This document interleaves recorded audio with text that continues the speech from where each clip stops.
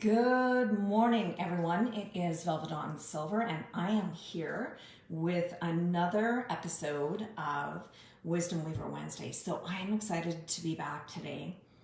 It's been a small hiatus. I just got back from the Big Island a few days ago.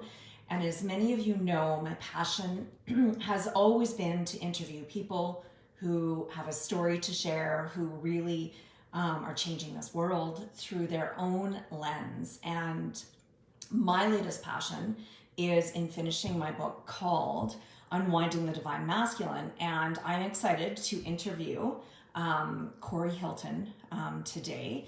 He has wrote a book, and it's coming out, I believe, in January. It is called Take It Off, and we are going to talk to him today about some of his lessons and the things that he actually wants others to know and how his life changed, the things that he learned along the way. So I am going to bring Corey on, and as soon as he is on here, we will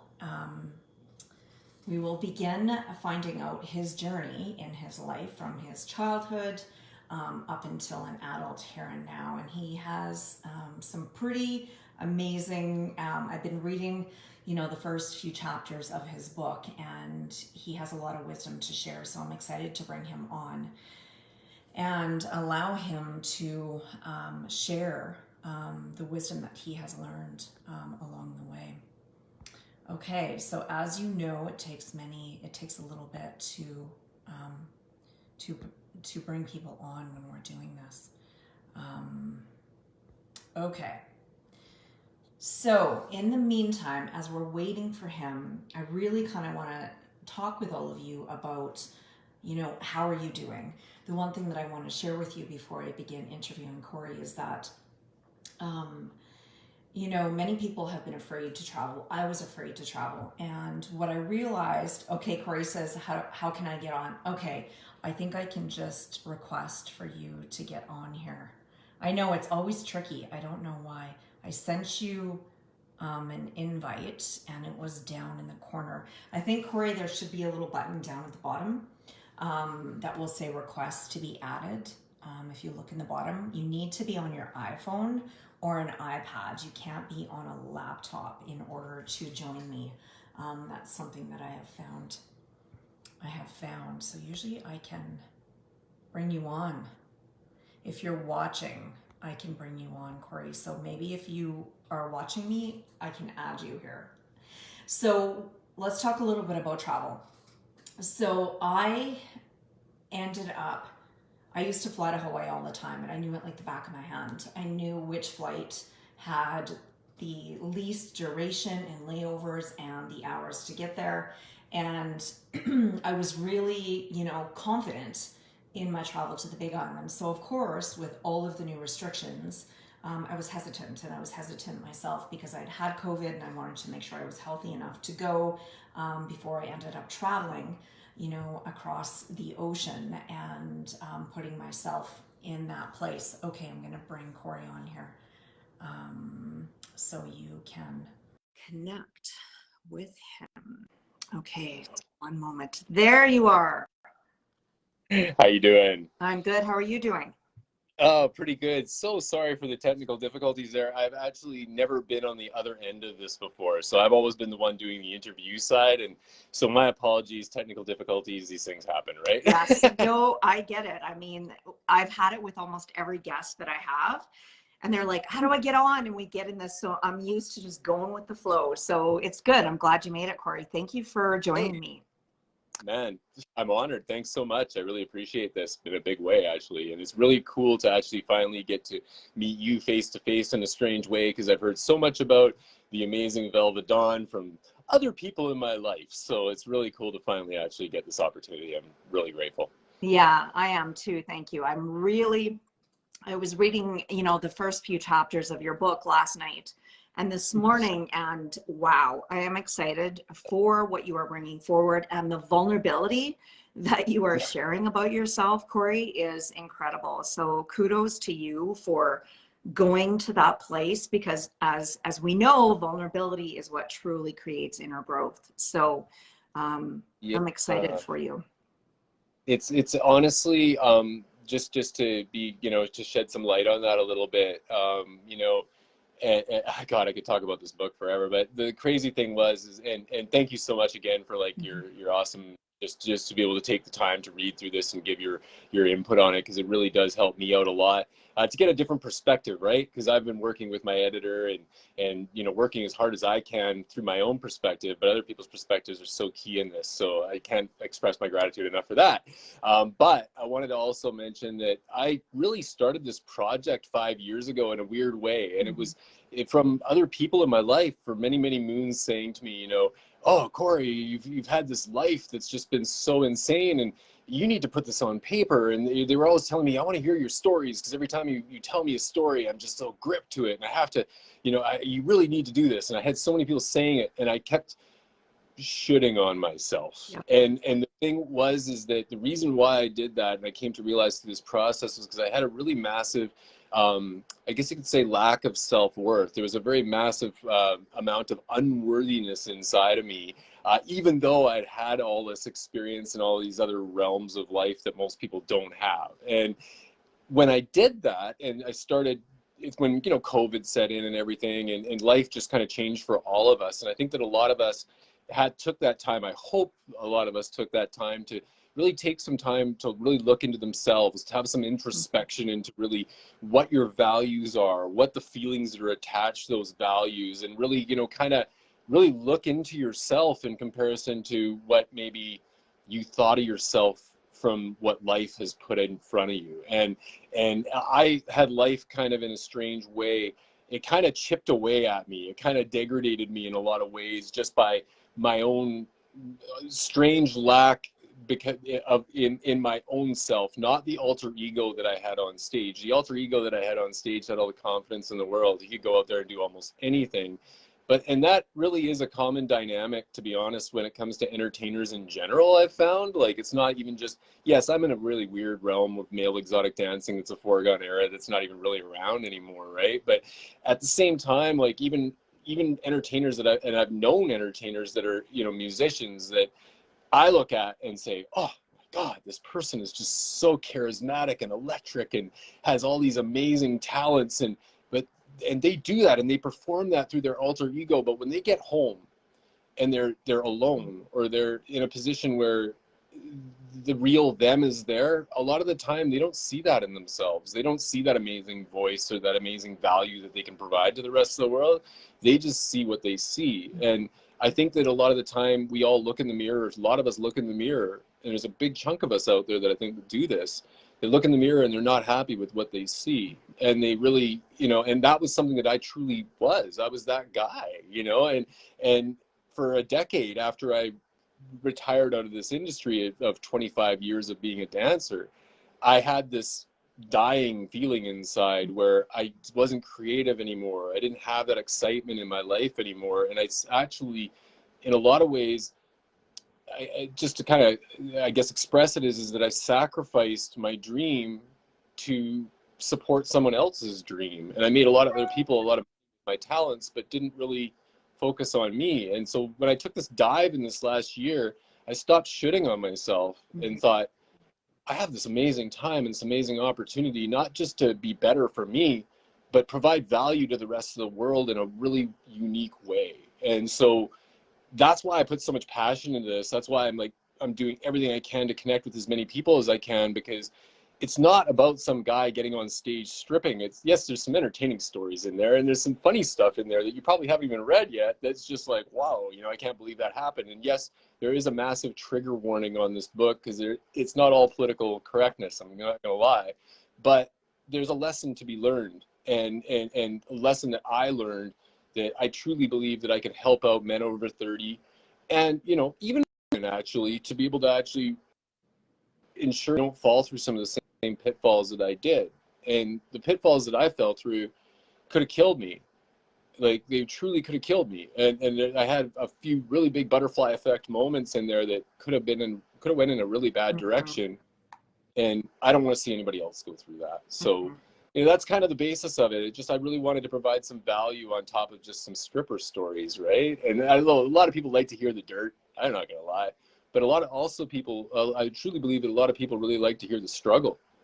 They want to know what it was like. They want to know, how hard it was to get through some of that stuff and how the hell I got through it. Because for what, and I'm not sitting here tooting my own horn. I'm just simply saying that, I went through a position where I almost died, doing some crazy stuff that I shouldn't have been doing in my life at a very young age. I ended up in a position where I never did any drugs in my life at all, but I moved to a new world that was in a place that I never had. I didn't know anyone around me, and I walked into this insane world and took something that actually brought out a sense in me, a new sensation inside of me that I'd never experienced before, and that was true unlocked emotion. And when that happened, it gave me a massive mental addiction, and it also threw me into a upward trend and then a massive downward spiral. And I got really consumed in a lot of that, and then ended up coming out of that downward spiral towards the light and finding somebody in my life that I truly loved, but also control of. And went through a marriage and a divorce and being separated through different countries, and just all this insane stuff that happened over 25 years that I condensed into this book. And I just really focused on my authenticity and made sure that I connected with my values, and made really sure that without fear and without worrying about saying the wrong thing, I wanted to make sure that I said the real truth. But I'm not out to hurt anybody in this process. I'm actually out to really make sure that people understand what I wrote and what the real naked truth behind it was through my vision as a 50-year-old man without all that stuff hazing my brain, right? So that's kind of a nutshell, of what it was, Velva Dawn, and so again, it's not the norm. It's not some Magic Mike freaking Hollywood glamorized version of the industry. It's not at all. Like, it's the real raw truth. And there's a big difference between being a dancer in Canada and being a dancer in the States. And there's some stuff in there that most people don't know about what it takes to be a male exotic dancer. And that's what's revealed in it. In that show. So yeah, that's what I got for that. Well, and thank you. I mean, as you probably saw in the tagline for my Wisdom Weaver, I interview real people with real stories. That's why it's all off the cuff. That's why it's like, I ask you, is there any questions off limit? Of course, we'll keep this PG, but I believe that's what we need to be doing in life, is really getting real, like sharing your story with authenticity. So, so many people have been put up on a pedestal, like you said, the Magic Mike story, right? We want the real truth. And just, in reading here. So for all of you joining us, Corey wrote a book called Take It Off, Revelations of a Male Exotic Dancer, author and introspective influencer, which I love that you use those words, right? Because through your lens, you're going to be sharing your lessons to help other people, so they possibly don't go through the same thing. So I want to start off by saying, because everybody out there is wondering, so how did you begin as a male exotic dancer? How did it begin for you? Yeah, not the normal way that most guys actually go into this industry. It was something that, just backing it up a couple notches, I was actually raised by my grandparents and parents through generation of basically depression era raising and going through some stuff that most people can't comprehend. Raised 3 kids before me, and so they kind of got the parenting guide to a certain degree, and they knew some things, but they really were lacking in other things. We're not born with the tools to be parents. We're not born with the tools to be kids. We just do the best we can. And so with as much love as I had for my family and my folks, I waited till they passed away to write this book, for the reason that I just simply didn't want them to see some of the stuff that was in there to tarnish the image that they had of the kid that they raised. But, on the other side, answering your question, how I got into the industry was very unique because, see, I started at 17 while I was still going to high school. And so, like, what happened was I was kind of this kid that got bullied and just kind of a normal kid, didn't really have a label, just kind of was living life and just trying to fit in with everyone. And through school, I really just didn't really seem to fit in, like, and through my own perspective anyway. Other people thought so, but I didn't, so I decided I was not in the best of shape, and I took a year to really work on myself, and just sat in a carport of a friend's place and started working out as hard as I could, because I thought to myself, the way that I can actually make that impact, the way that I can actually get acceptance is through my exterior. I wasn't willing to work on my interior at all, especially at that age. I was only 17. But I thought, yeah, it's the best way to do it. So I really worked hard on it, and I threw everything I could into that.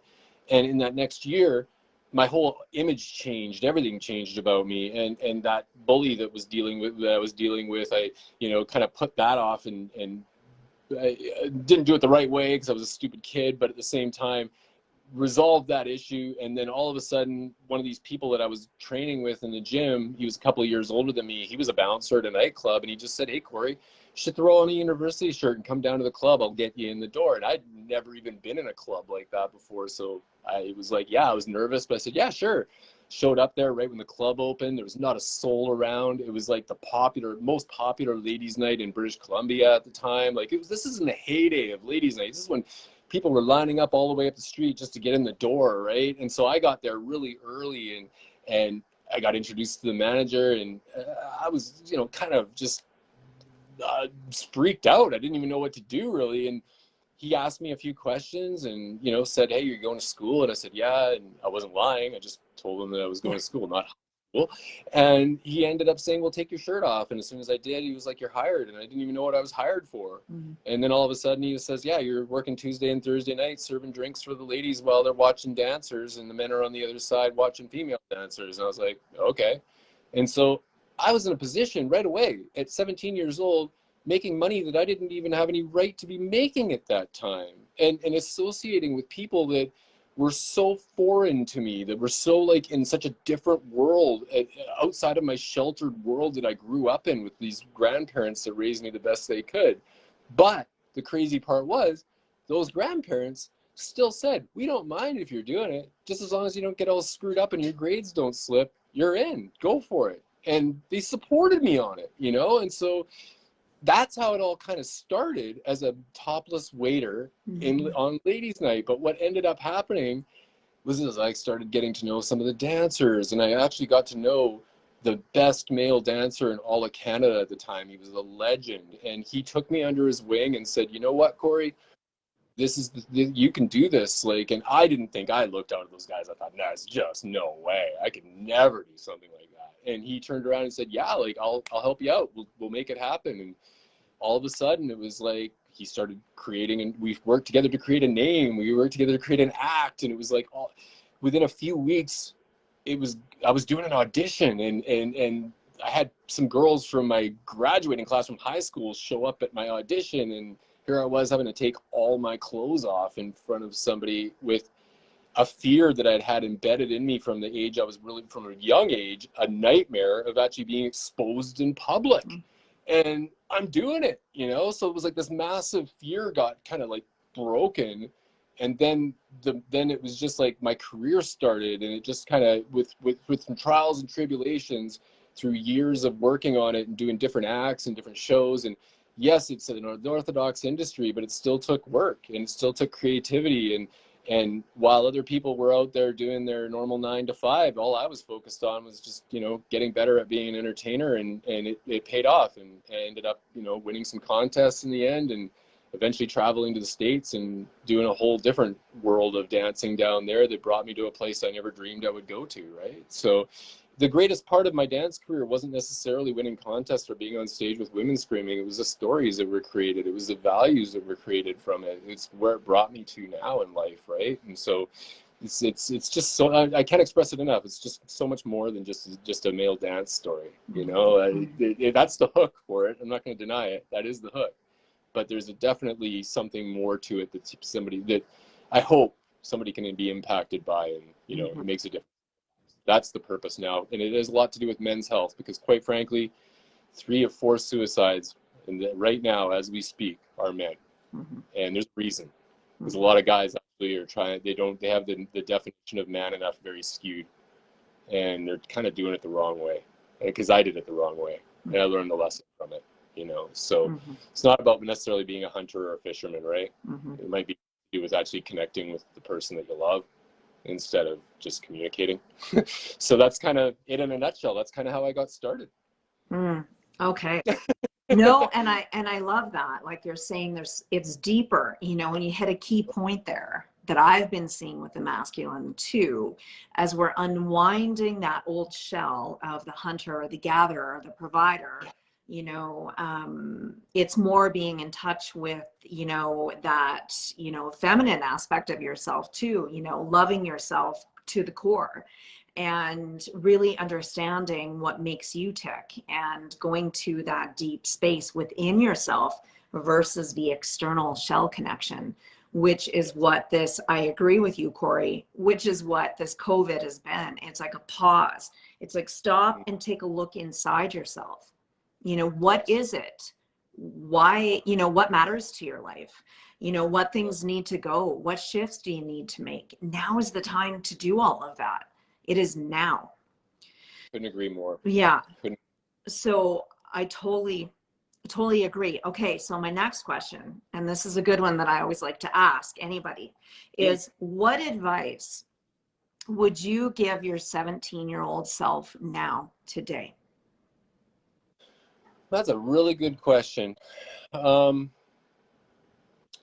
know, I would say be a free bird. Mm, Continue to be a free bird, but check your responsibility.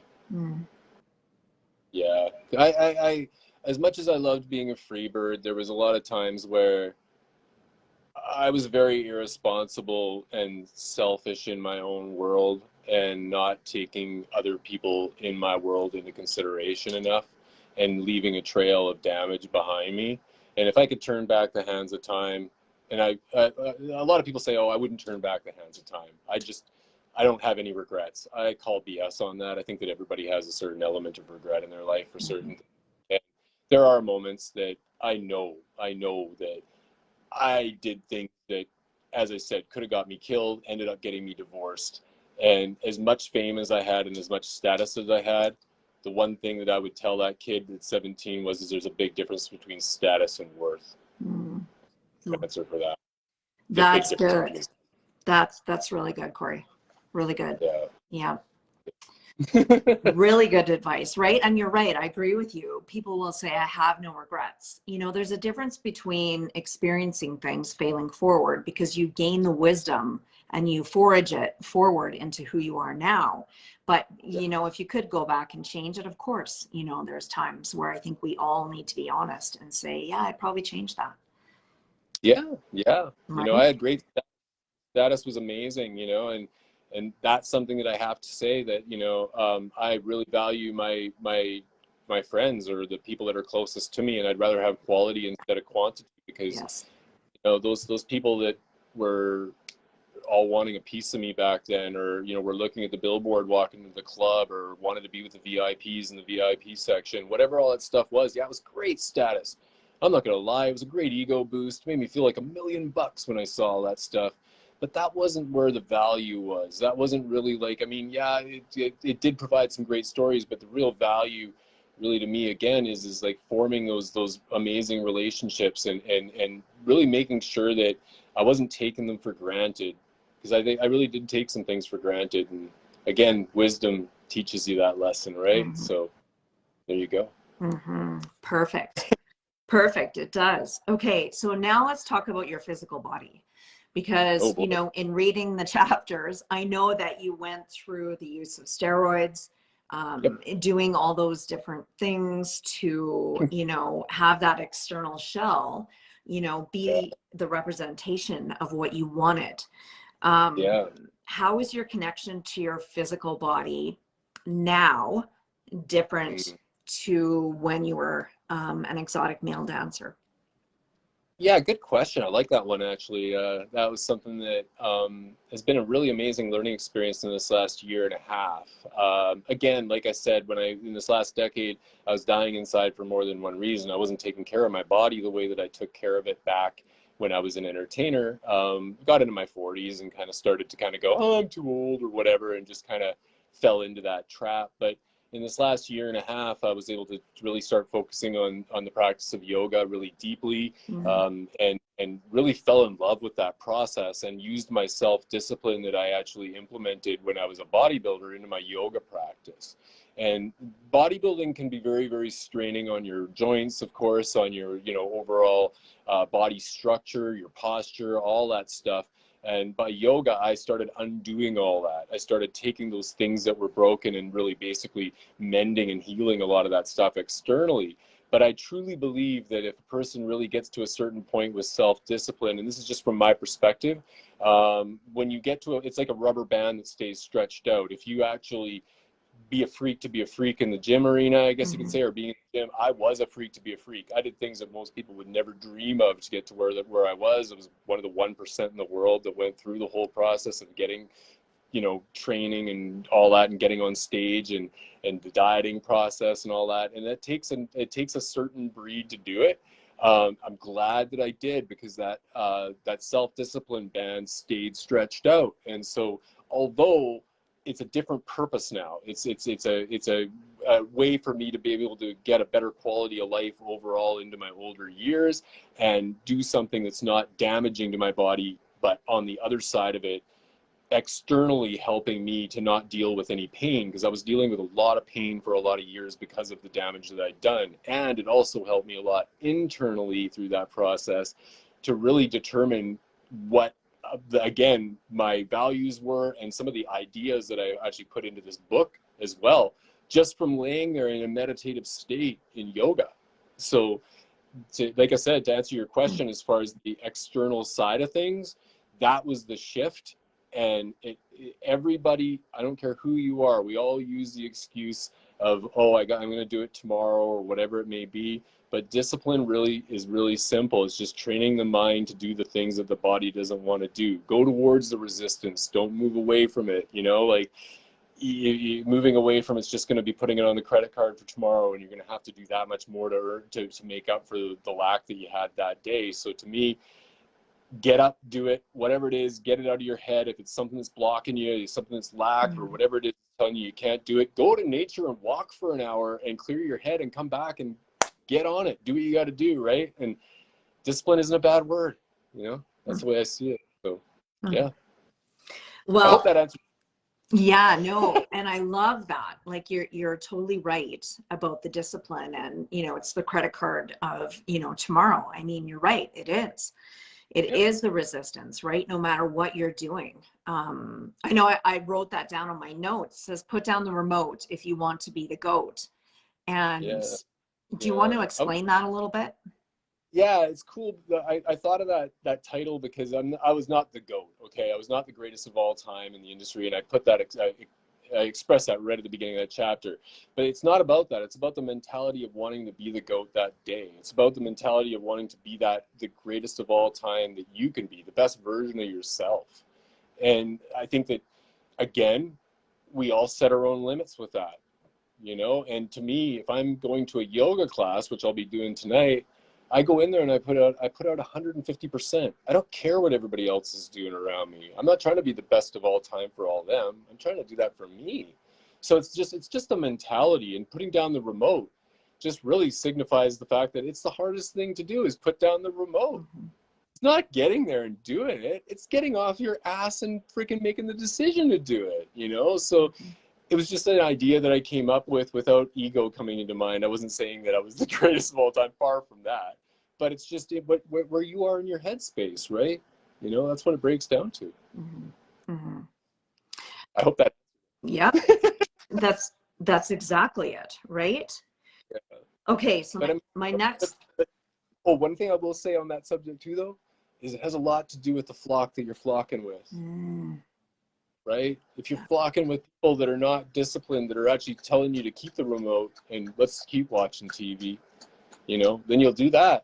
But if you're flocking with the person saying, hey, you know better, you can get in there and do this, you have the potential, this is the reason why you have a chance, because you're here.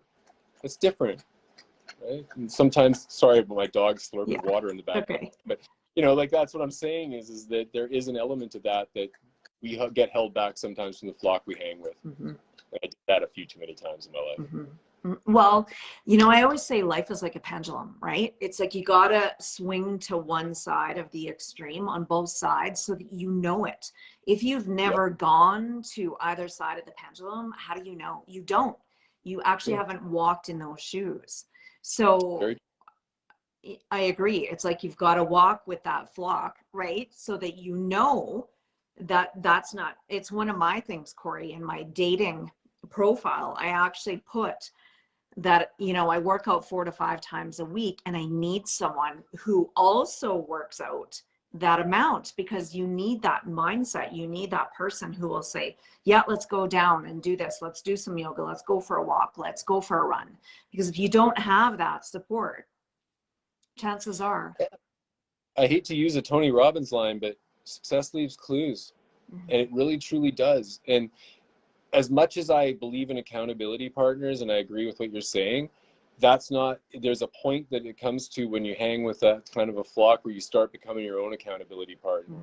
And for me, in this last year and a half, I started becoming my own therapist instead of having to go to a therapist. And I ended up being the best therapist I ever saw.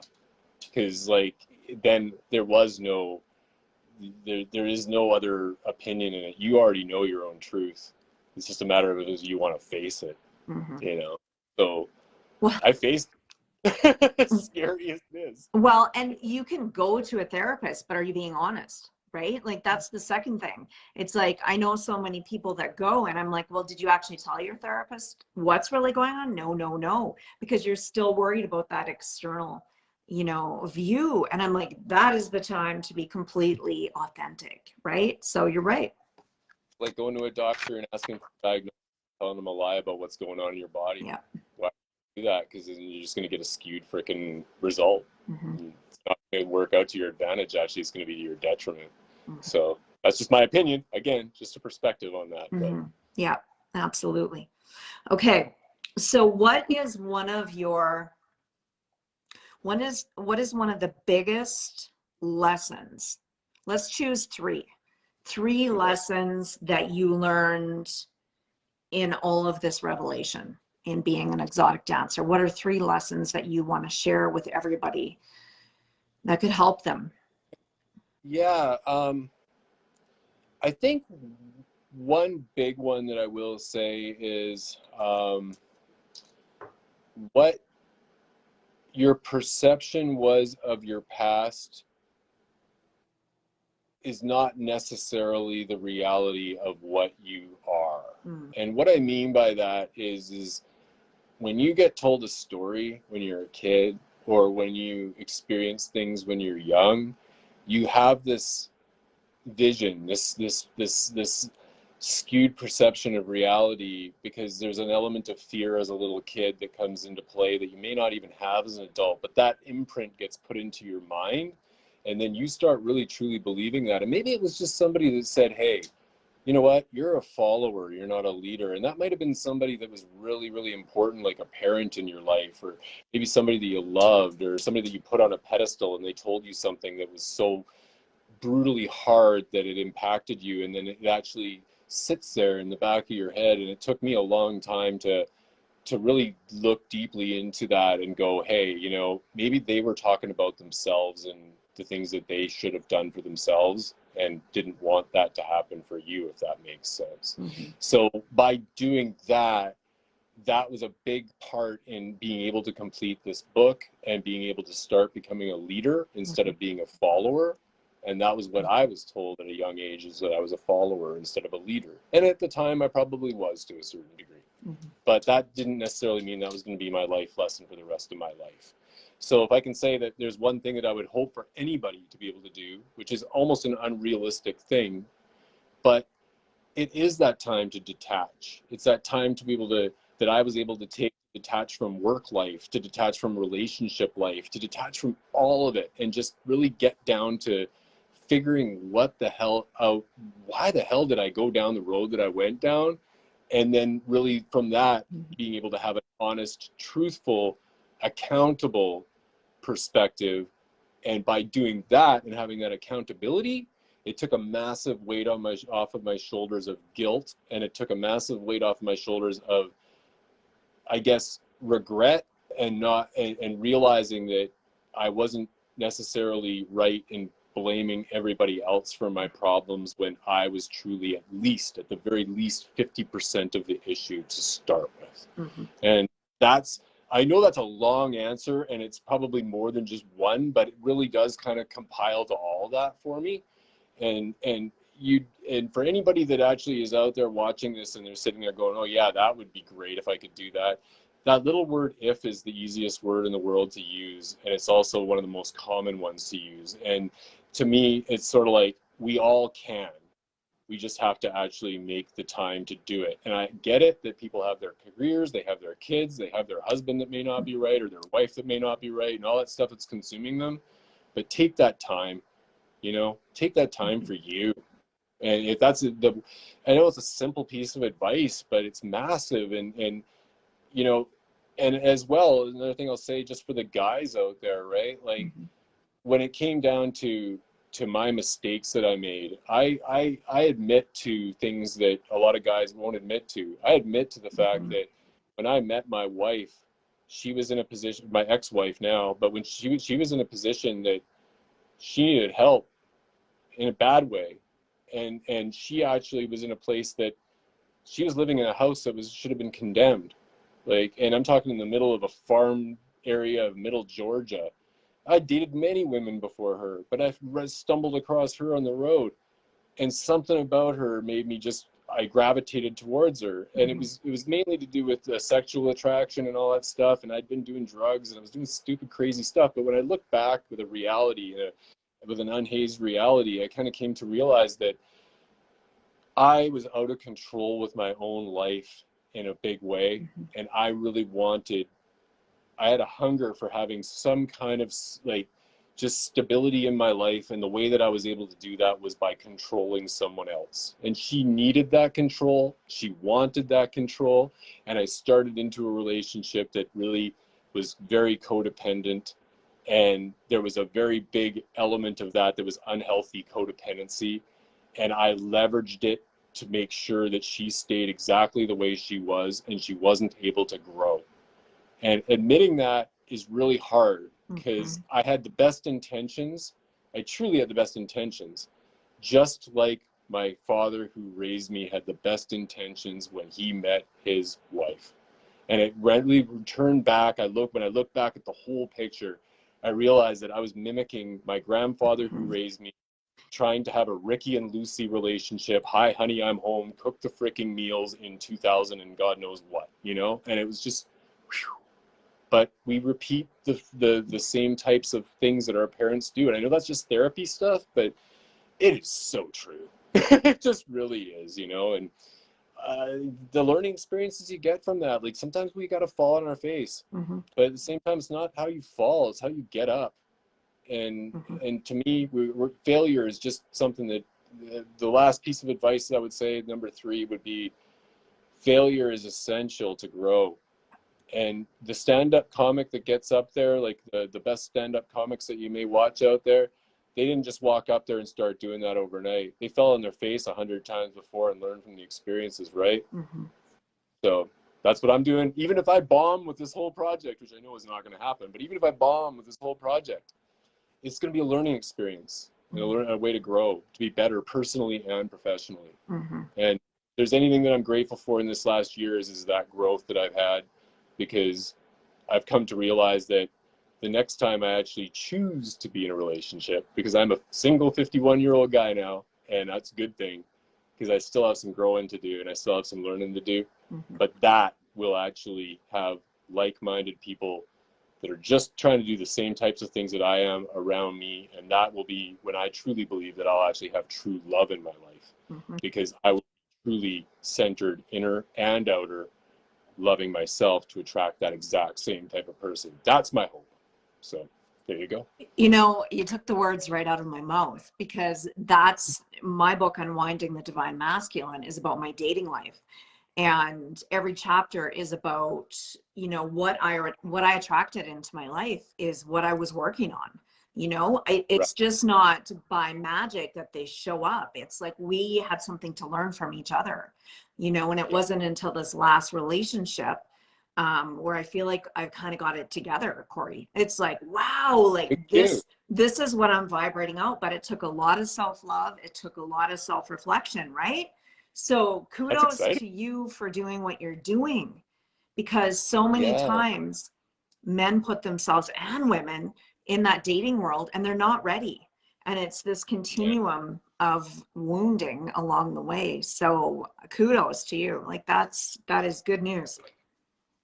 Yeah, it's that bodybuilding mentality, Velvedon. That's what it comes down to. Is I look at it like my whole project here has been almost like the bulking phase of my bodybuilding career, and now I'm actually going into the dieting phase and the marketing side of it and all that. So everything, all of my work that I've done, now I'm actually just kind of slimming that down and being the best version that I can be. But that's a lot of work, right? And it's a lot of work getting the exposure, and that's why, like, I appreciate you doing this as well, because the more exposure that I get to more people outside of my personal audience, the better.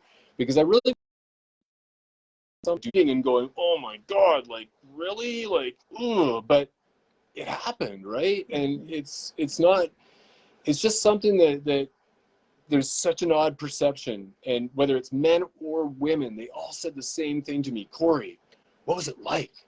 And it's like, they might not want to take it off. They might not want to do all that stuff. And I can respect that. But they do want to kind of know what it was like on the other side of that velvet rope. And I'm just trying my best to give a visual of that but not just that visual. It's just, I want to make sure that it impacts, you know? Mm-hmm. So that's why the naked truth in the book. You know, I think it is perfect timing with what's going on in the universe. It is perfect timing, and I don't think this is going to fail.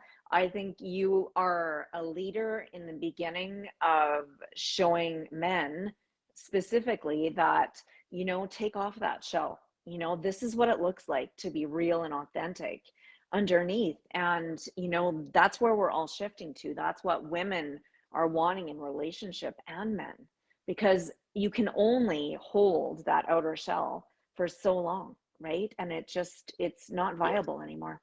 Mm-hmm. Mm-hmm. That's so true. And it's something that you haven't got, obviously haven't gotten to this part of the book because it's later in the book. But the thing that I really said in the beginning, actually, in that first chapter, you'll notice there was a point where I said I saw a guy that Mm-hmm. was in his 40s that was out there doing my job that I was just going into. And I looked at him and said, I never want to be that guy. And I never wanted to be that guy. Like, I didn't want to be the guy that was out there, you know, that shouldn't have been out there anymore. And there's a time date on that industry. And so I also didn't want to be the guy that was retired from the industry, being forced to have to do something that they didn't like for the rest of their lives because they didn't have any other choices, because they didn't educate themselves or they didn't work on themselves enough. And so I felt that this was just such a natural process to slip into this, because it felt right, and it felt like it had purpose. And as scary as it all is, and I'm talking, I'm not going to deny I'm going to be vulnerable in this. It's scary as hell. Mm-hmm. It really is. It scares me big time. But behind your biggest fears is sometimes where your greatness really truly lies. And Mm-hmm. that's right where I'm going. I'm heading straight into that resistance. And so when it comes down to it, I truly know that I'm going to have the goosebumps again when I get out there and do that. And I miss the goosebumps, you know. I Mm-hmm. haven't had the goosebumps for a long time. So yeah, that's really it, you know. Really want to live life to its fullest, because we only have so much of that stuff.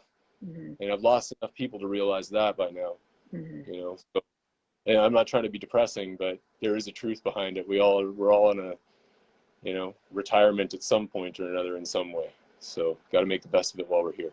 Yeah, I agree. My hashtag is YOLO, right? I put it Yeah. everywhere. I did it in the beach last week. Hashtag YOLO.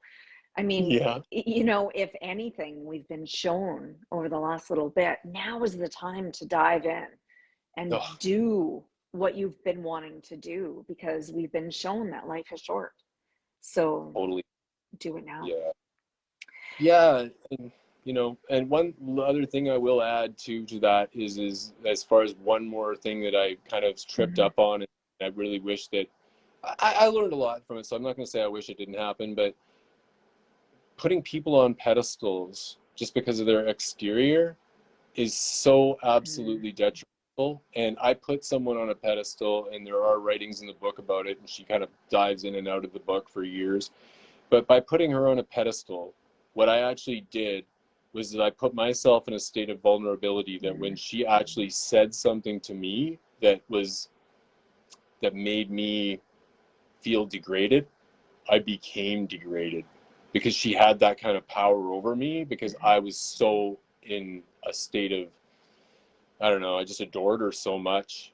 And I fell in love with this image as a young man and carried that through, and always had this wanting to be with this person. And when I finally got there, I came to find out that she was never really looking me in the eye.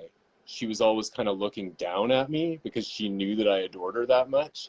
So my, I guess you could say, experience from learning that from that, and also being on the other side of it with my ex-wife, by trying to be in control of her and looking down towards her, I realized that my goal for my next relationship is to be looking at that other person straight in the eyes, and not to have that perfect combination of masculine and feminine, and respecting the fact that that person is at the exact same level, working as a team with me to be able to reach a common goal. And that's that true love thing. And I believe it's out there. I do truly believe it's out there, but that's going to fall by fate, by doing the right things in my own life. And you can control your own shit. Don't ever wait for anybody else to come and do it for you, because it's not going to happen. You'll be waiting a long time.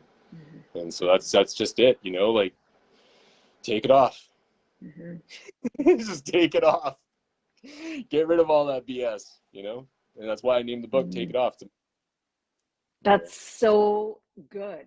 Like, I see one of my girlfriends on here. She did the first wisdom weaver with me, Tracy, and she's like, great perspective advice. She's also in the dating field, so she's commenting a lot. You know, truth bomb, good perspective, and I appreciate having the male perspective, and you know, take it off. I mean, it's true. It's like, let go of it all.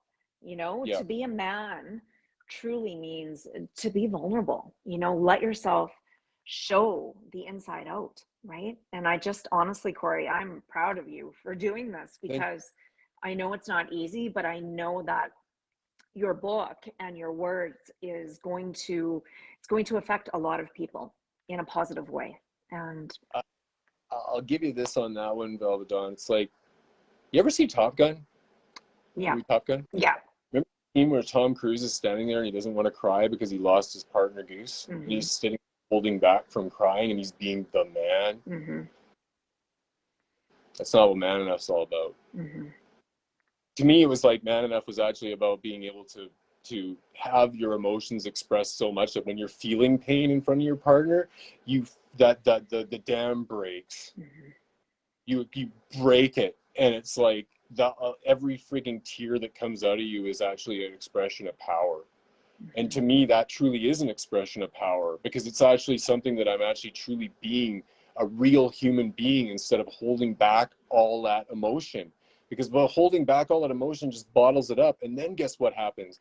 The exact thing that my grandfather did in my life, bottled it all up. And then all of a sudden it just came out in this horrible vomit of just bad things that came out of his mouth. And then he hurt his family members, and then had to later on go back and apologize. But he was the most kind-hearted, good man on the planet. It wasn't his fault. He was just trained and wired to be man enough in such a misdirected way through the military and through having the loss of his mother committing suicide at such a young age. So again, I can't say it enough. I don't care who you are. Everybody has a bad apple in their family. And it's not from necessarily intending to be a bad apple. It's just that they that's all they knew. So they passed that along to you, right? And again, like, I have no blame to my father. He was an amazing man. But like, at the same time, I know he made mistakes. And the thing that I think he would be truly proud of me for now is actually acknowledging those mistakes and taking action to make sure that I break the cycle. And I'm the first one in my family that's done it. And that almost wants me to, that brings me almost to tears just saying those words. So, you know, to me, that's power. And it's liberating. And as much as it is as exposing my truth, there's an element of liberation in there that I hope to God everybody can feel that. If anybody, if you want to truly feel, just journal put the shit down on paper, even if you decide to burn it, put it down on paper, or maybe even keep it and look back at it later on and realize where you were when you wrote those words. Because that's what I did. I wrote a freaking book of 100,000 words 5 years ago and looked back on it and went, ooh, you were dark there. Oh, that was harsh. But it was the real truth, right? And now looking back again, I can look back with my educated, introspective mind and go, yeah, you were pretty angry there, and this was probably why, man, you know, without any blinders on, right? So, yeah, that's what it comes down to, and I'm beyond proud of this project, and it's not written out of ego. It truly isn't. It's just that I feel that my legacy that I can leave to this world when I'm long gone, hopefully, is an impact that can maybe help somebody from, you know, not jumping. Because I was right about there. I was, like I said in my podcast that I did a while back, there was a point in my life where I was standing on the ledge looking down and just going, really, is it even worth carrying on? You know, I really was. And that's hard for me even to say, because if things had have worked out in a different way, then this wouldn't all be happening. My life would never have been what it is now, and that would have been a bloody tragedy, you know. And it pains me to know that there's so many men out there that have struggled, especially in this last year and a half, with trying to be the one that's responsible to put the food on the plate and having the kids behind them and worrying about the fact that they're not going to be able to be supportive enough. And then on top of that, you know, trying to be man enough for their wife and feeling like they're failing, and then feeling like they have no other way out. And then all of a sudden they're taking that leap because it's the easy escape. And it's hard to even say that is an easy escape, but in a lot of ways it might be. You know, I'll never know. I'm glad I'll never know that. But hopefully something that I wrote maybe will help even just one person not to do that. So And that's got me.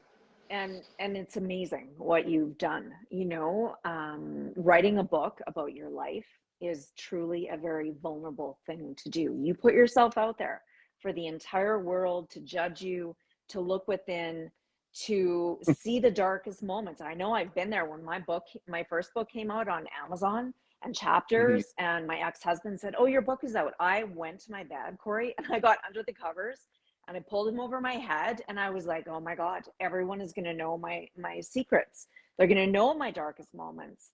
And it did come back. I tell you, there was moments where people would come and question me, and I had some moments, but you know what? It is the greatest thing that I've ever done, because it's so freeing, because it's your truth.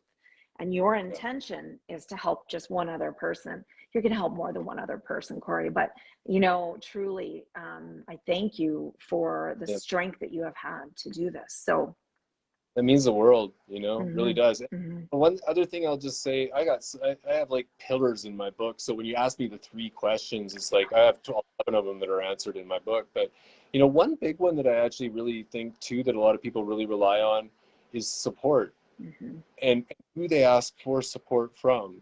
And a lot of the time, like, if the way I look at it is if I'm going to ask for support from somebody, it's going to be from somebody that I actually want to mirror kind of a similar path that they're on, and maybe not necessarily go to my family or my closest friends that have an element of normalization that's embedded in their head about me. And so, like, what I'm saying is that, you know, there was times when I went to family members and said, hey, you know, this is what I'm doing, or I was excited about what I was doing, and they were like, they didn't express the same excitement. They didn't support anything. And there's a few reasons as to why that could be. They might not even feel that their support's worth it in the first place. They might even think that when it comes down to it, you know, the support that the support that they're trying to provide is so based off of what they saw of you in the past that they don't even have a perspective of your current life or where you're currently at. And I was so shattered and disappointed when those people didn't support me. And again, it's that putting that person on a pedestal BS. And then I'd go to the perfect stranger that I'd never even crossed paths with before. And they asked me what I did, and I told them what I was doing. And they're like, oh my God, this is the best thing ever. Like, tell me when you're getting it, you know, when it's all done, and let me know. And here's my email. And they're just, so that what I'm just saying, normalization is such a key element when you're talking about, when you're looking for somebody to support you. You don't need the support. You really don't. But if you're looking for that support, go to the stranger.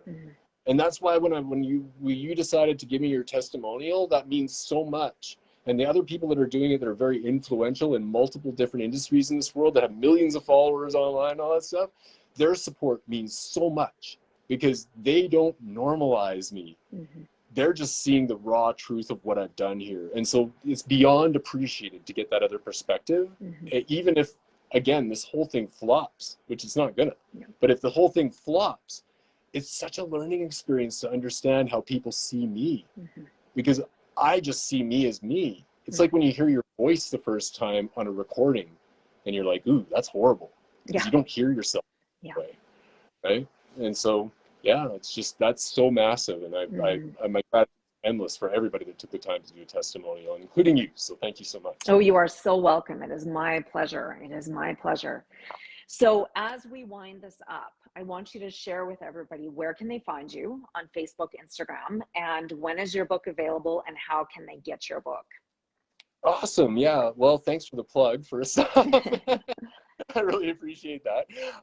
Okay, first and foremost, the most important part of my making this whole thing a success, and every single person that actually decides to support this is instrumental in the process to drive my book to the top of the Amazon bestseller list, which is going to be happening in mid-January. The date is not firm yet, but what I have done is I've created my just a landing page for an email list to create, which I will be happy to drop in after this video is finished into the comments. Okay. And it's simply a landing page to add the email. It's not something that that person's going to get a whole bunch of spam or a bunch of emails constantly. It's only to be alerted for when the Amazon launch happens. And there's a 24-hour window that if anybody's interested in purchasing a book, they'll get it at a discounted rate, which is nice.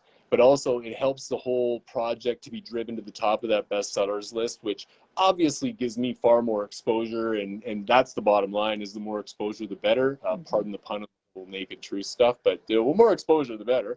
And, when it comes down to, it's going to be distributed in bookstores worldwide after the Amazon launch happens at regular price. So that's awesome. I have an amazing publisher that's took this on, and, but at the same time, I'm also only in the process of building the actual official website. So for the time being, really the only thing that I'm looking for from anybody that may be watching out there that's interested in hearing the stories of a former male dancer, is to just sign up for the email list, and you'll get that alert. And from there, like I said, I'll be designing my website and putting in some really cool blogs and stuff like that on the website, even to the point where I actually got a little bit of a title idea for my blog and the website. I'm probably going to call it Just the Tips. Kind of a funny little thing, but there's a sexual part in there, but at the same time, it actually is a tip for, again, people that are in that same self-doubt realm, that maybe I could provide some information every so often based on what's kind of going on currently out there in this crazy world that we live in.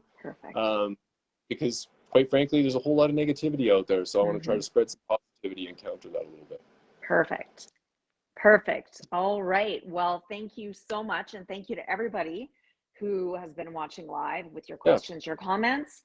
And for those of you that are going to listen to the recording, I will have this on YouTube also, and I will be sharing it with you too, Corey, for your own. So thank you for all the work you're doing, and many blessings of return and abundance. So thank you. Same to you.